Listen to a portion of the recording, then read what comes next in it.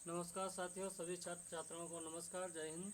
तो हम यहाँ पर जो कक्षा 10 की गणित है एनसीईआरटी, तो उसकी जो प्रश्नावली बन रही है उसमें चौथी और पांचवी हेडिंग इसमें बताएंगे, जिसमें लिखा हुआ है चौथी हेडिंग में यदि HCF 306 कामा 657 बराबर 9 दिया है तो एलसीएम 306 कामा 657 ज्ञात कीजिए। इस टाइप का जो सवाल दे रखा है इसको हम बहुत ही आसान विधि से लगाएंगे। तो सबसे पहले क्या देखते हैं, यहाँ पे जैसे लिखा गया है ये वाला, यदि HCF 306 और कामा 657 बराबर 9, यानी यहाँ पे जो सबसे पहले है जैसे क्या है HCF दिया गया है, HCF दिया गया है तो और आगे एलसीएम ज्ञात करना है। तो इसके लिए एक सूत्र बनता है, एक सूत्र बनाएंगे कि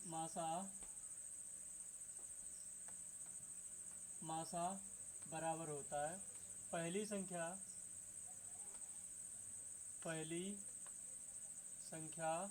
गुणे दूसरी संख्या। ठीक है, पहली संख्या गुणे, सॉरी यहाँ पे लिखना है मासा तो हमें दिया है, ठीक, ज्ञात क्या करना है, लासा ज्ञात करना है। ठीक है, तो यहाँ पे लिखा जाता है पहली संख्या गुणे, यहाँ पे पहले लिखेंगे लासा ज्ञात करना है, तो लासा के लिए लासा बराबर लिखा जाएगा। ठीक है, लासा बराबर जब लिखेंगे पहली संख्या गुणे दूसरी संख्या, और इस वाले के जो बटे में होगा वो क्या चला जाएगा, मासा चला जाएगा। ठीक है, तो यहाँ पर देखते हैं जो आप लोगों के सामने पहली संख्या कितनी है, 306 है, तो यहाँ पे लिखेंगे 306 और गुणा फिर है 657 बटे में मासा यहाँ पे 9 दिया गया, जैसे HCF दिया गया कि 306 कामा 657 बराबर 9, ये ऑलरेडी HCF पहले से ही दे रखा है। कह रहा है यदि HCF 306 कामा 657 बराबर 9, यानी HCF बराबर ही इसमें 9 दिया गया।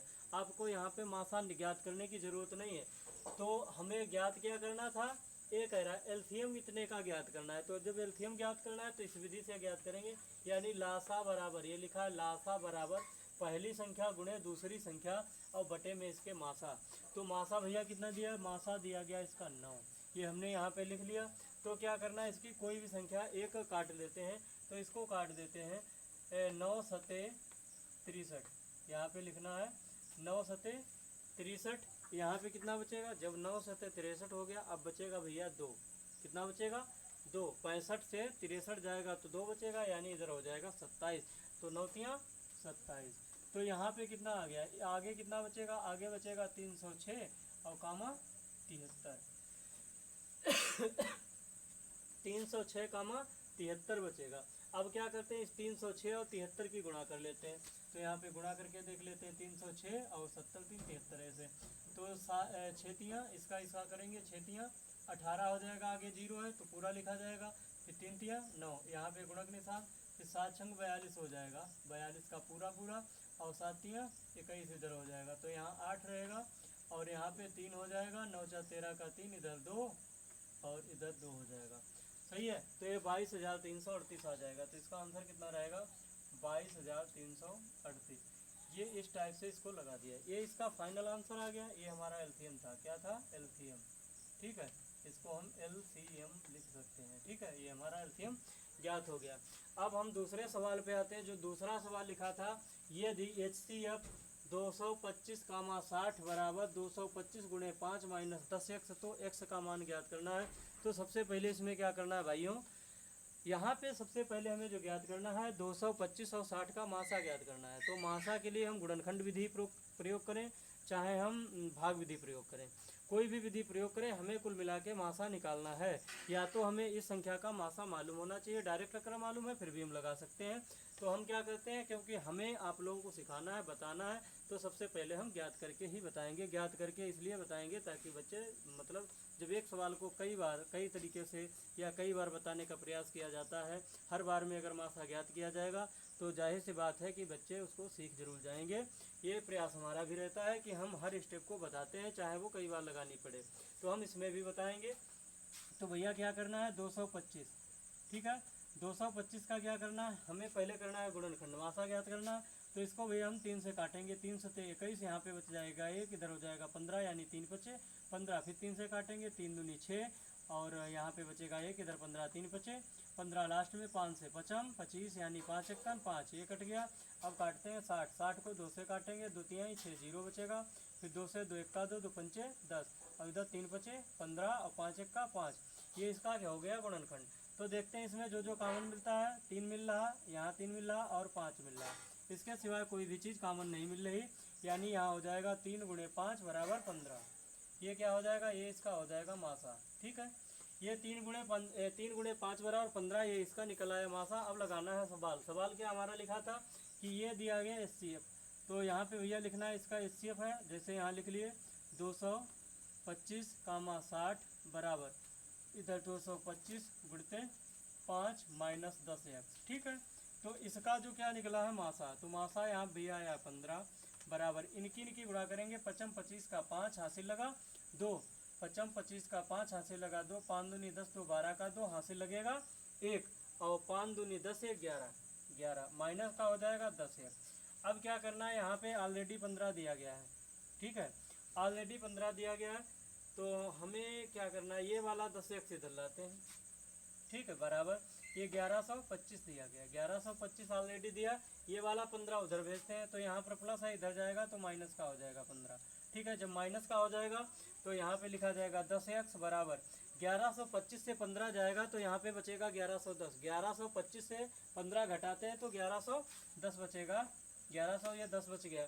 अब क्या करना है, जब x बराबर मान ज्ञात करना है तो 1110 और ये वाली संख्या इसके बटे में आ जाएगी, 0 से 0 काट देंगे, यानी x बराबर 111 बचेगा। ये क्या हो जाएगा, ये इसका आंसर हो जाएगा। ठीक है, x का मान आ गया, ये जब x का मान आ गया तो यही इसका फाइनल आंसर हो गया। तो हमारा 4 नंबर और 5 नंबर इस वाले वीडियो में हमने 2 सवाल बताए।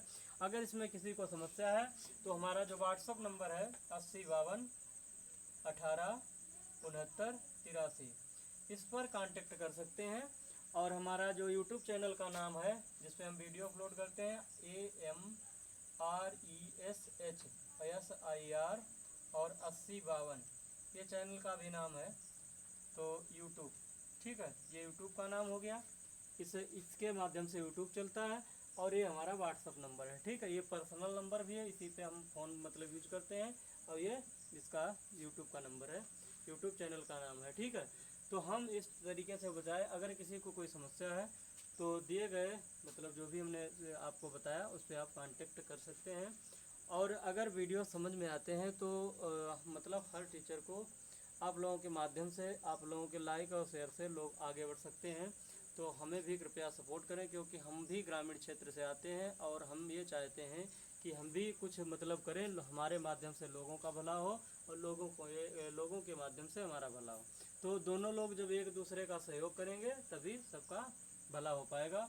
तो यहाँ पर जो हमने बताया कि जब लोग छोटे छोटे बच्चे होते हैं, या जो हम लोग या अक्सर जानते हैं प्राइमरी से लोग जूनियर जाते हैं, और जूनियर और प्राइमरी लेवल में इस टाइप का कुछ भी नहीं बताया जाता है, क्योंकि अब हम ये जो देखते हैं कि जो बच्चे छोटे होते हैं, अगर वो अभी तक होता था, उनको 2-3 में आते थे तब अक्षर ज्ञान होता था, अब 5 में अक्षर ज्ञान कराया जा रहा है। कल हम एक प्राइमरी विद्यालय गए थे, तो वहाँ पर एक इंचार्ज थे, उनसे बात हो रही थी, लोग 3-3 4-4 महीने बाद आते हैं, फिर उनको अध्यापक लोग अक्षर ज्ञान छोटा बड़ा उनको सिखाते हैं। तो जब ऐसी कंडीशन है तो कहाँ से जूनियर में इनको ये सिखाया जाएगा। तो अक्सर वो जब 9th में आते हैं तो बहुत बड़ी कठिनाई का सामना करना पड़ता है, इसलिए हम लोग हर स्टेप को हर समय समय पर बताते रहते हैं, ताकि ज़्यादा से ज़्यादा बच्चों के समझ में आए। और मेहनत तो भाई गणित में बहुत ज़रूरी है, अगर जो मेहनत नहीं करेगा तो उसके समझ में नहीं आएगा। ये होता है कठिन सब्जेक्ट, लेकिन जब समझ जाएंगे तो कठिन नहीं होगा। और हर चीज़ करने से पहले कठिन ही लगती है, जब किसी चीज़ को लगातार बार बार प्रयास करके किया जाता है तो वो चीज़ सरल और आसान बन जाती है।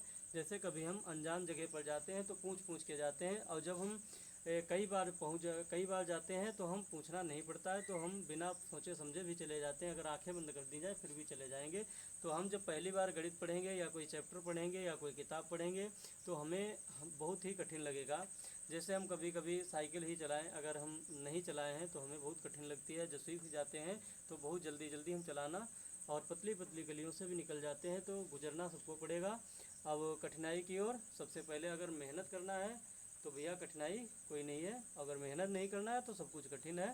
तो आज हमने इसमें 2 हेडिंग बताई हैं, और आगे वीडियो में फिर बताएंगे। जय हिंद, नमस्कार।